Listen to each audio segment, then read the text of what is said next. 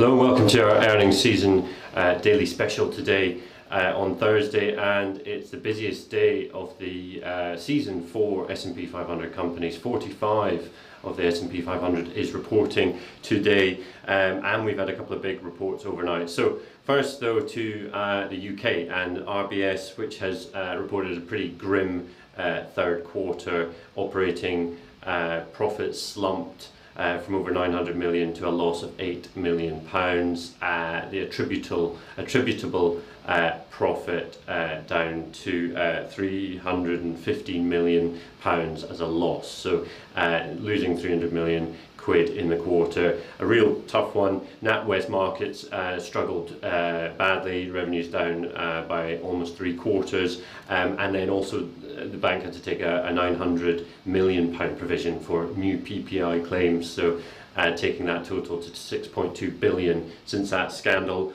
first broke. Also, I think you look at everywhere, net interest income down, return on tangible equity, a key target for the bank. They're trying to hit 12% on that figure by next year. They said last quarter it's very unlikely. Now I think we can say it's a total impossibility. It fell 3.8% in the quarter, and so it's only tracking around 6% now. So tough quarter for RBS, and probably one that Alison, the new boss, Alison Rose, will want to forget. Back to the US, and overnight Tesla reported a surprise profit. It vastly beat analyst expectations. Revenue growth was slipping. Revenues were down on the quarter versus last year.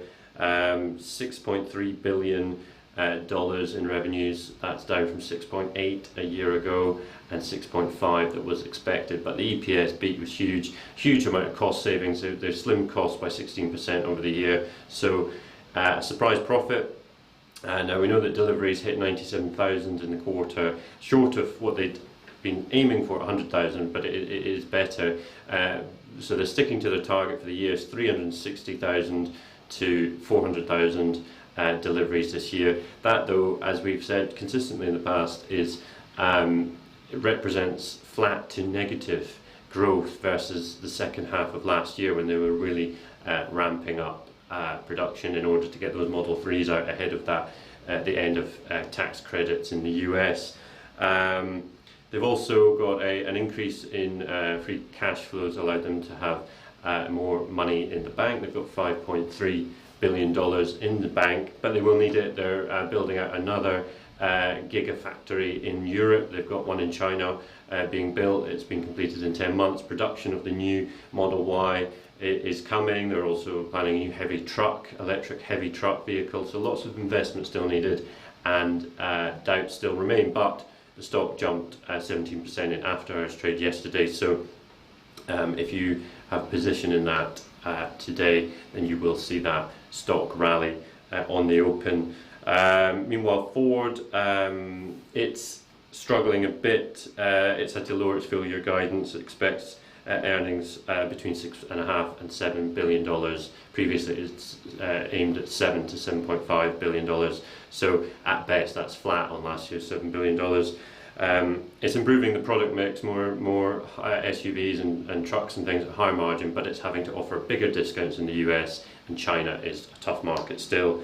Daimler also warning on profit, saying that they will be significantly below last year's 11 billion euros, and that's due to costs related to the emissions scandal, and then also slowing truck sales. But sales of Mercedes-Benz and that sort of sector is better, up 8%. So those are the results that we've seen so far. But as I say, today is a big day for the S&P 500, and the tech sector is really where we're looking at today. First up, Twitter. It's due shortly. Expected to report adjusted earnings of 20 cents a share on $875 million in revenue. Daily active users, that's one of the key metrics that the market looks at, expected to total 141 million. That would be a net add of 2 million users. The stock's been up a lot lately, outpacing the S&P 500, but we could see some pretty big swings in the pre-market trading so keep your eyes open for that one. And then after the close tonight is Amazon, and that's really the big one today, and indeed one of the biggest out there. It's expected to report earnings of $7.55 on $68.7 billion in revenue. Web services, the cloud business, expected to be the key thing there. RBC Capital Markets predicting in a note on Sunday that they expect a roughly 10 basis point improvement in terms of the online presence. So, and in terms of AWS, they reckon 37% of growth will come from that cloud business. So we're looking at cloud figures really as one of the key numbers there. And then finally, Intel shares, they are reporting after the market as well today. So do keep your eyes open for that one.